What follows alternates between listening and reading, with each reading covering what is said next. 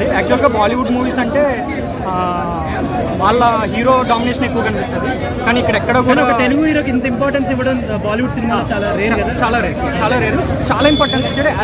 అంటే డ్యాన్స్ కానివ్వండి, action sequence కానివ్వండి, ఏదైనా కూడా పక్కాగా హృతిక్ రోషన్ మ్యాచ్ చేస్తున్నట్టే ఎన్టీఆర్ చూపించాడు. ఎక్కడ కూడా ఎన్టీఆర్ని తక్కువ చేసి చూపించలేదు. ప్యూర్ ఎన్టీఆర్ డామినేషన్ అయితే కనిపిస్తుంది. హృతిక్ రోషన్ కూడా అంత ఎలివేషన్స్ ఇవ్వలేదు ఈ సినిమాలో.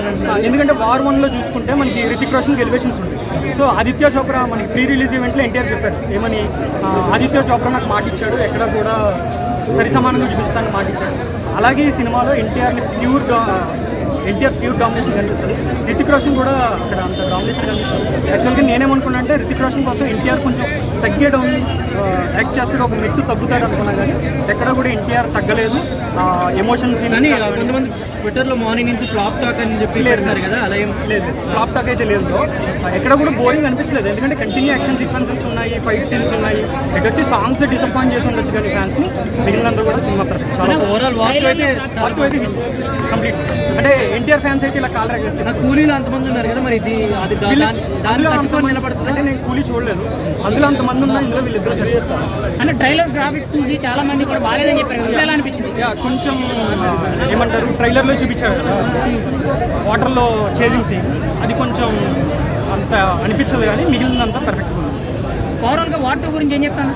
War 2 hit, no doubt, unanimously hit. అంటే వార్ 1 మించి ఉందంటారు.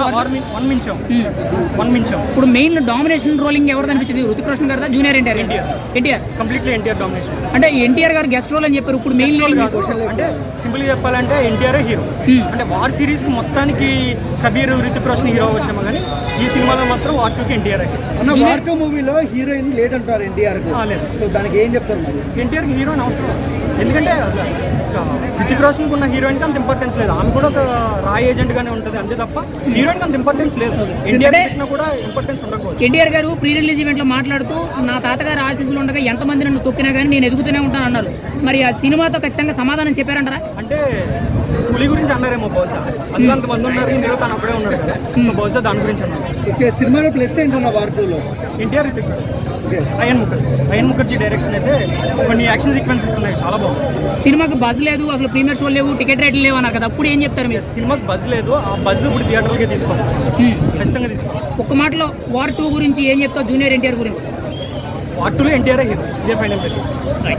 అదే సాంగ్స్లో డాన్స్ లేదంటున్నారు కొంతమంది, డిసప్పాయింట్